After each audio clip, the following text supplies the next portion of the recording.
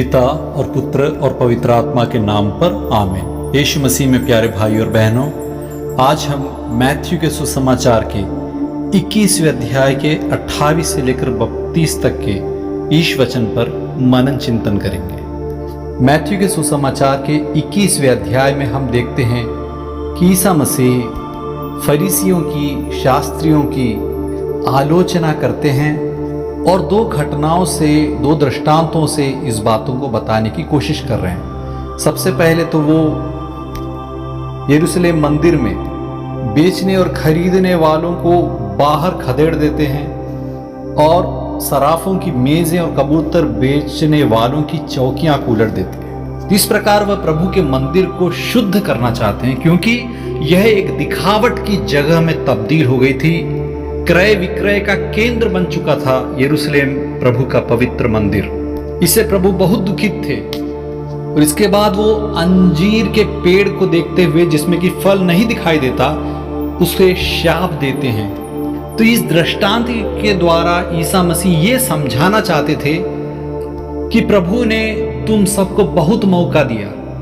Abraham के द्वारा, मूसा के द्वारा, दाऊद के द्वारा, नबियों के द्वारा, प्रभु ने अपने चमत्कारी कार्यों के द्वारा तुम्हें सही शिक्षा प्रदान की, तुम्हें एक अच्छा अवसर प्रदान किया कि तुम प्रभु की पवित्र प्रजा बनकर, प्रभु की संतान बनकर उनके नाम की महिमा करो।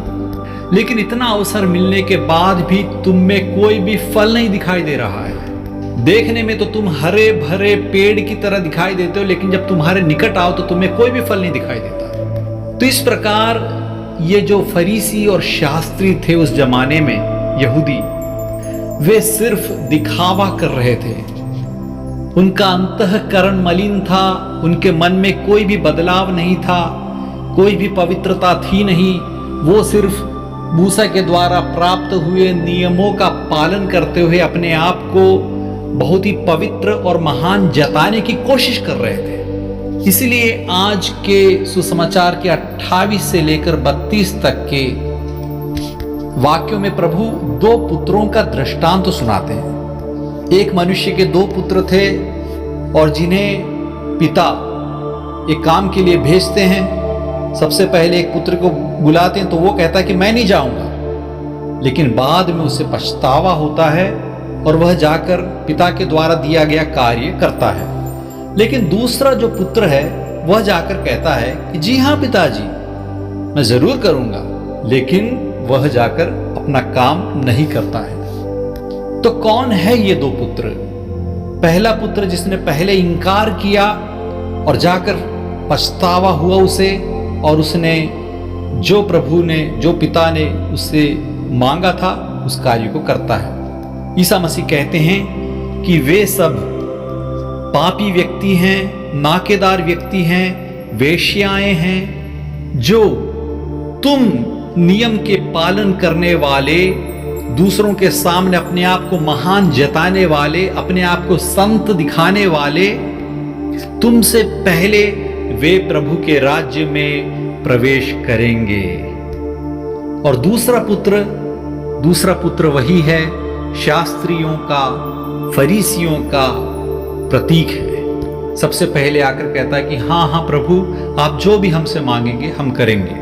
अपने आप को बहुत ही अच्छा जताने की कोशिश करते हैं। प्रभु उनकी कपटता को, उनके मुंह पर जो नकाब है, उसे हटाने की कोशिश करते हैं और ये कहते हैं कि जो पहला पुत्र है वह योहन बपतिस्ता के द्वारे दिए गए पछतावे के संदेश को स्वीकार करते हुए उन्होंने अपनी गलतियों को त्यागा, उसके लिए पछतावा किया, प्रभु से माफी मांगी और एक नया जीवन शुरू किया।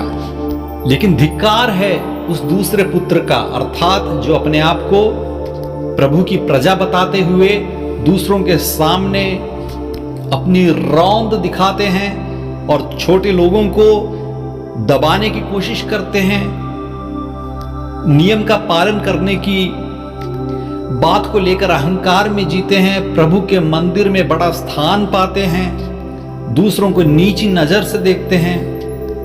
ऐसे लोगों ने यूहन्ना बपतिस्ता के द्वारा पछतावे का जो न्योता मिला था उसे स्वीकार नहीं किया, उसकी बात पर विश्वास नहीं किया।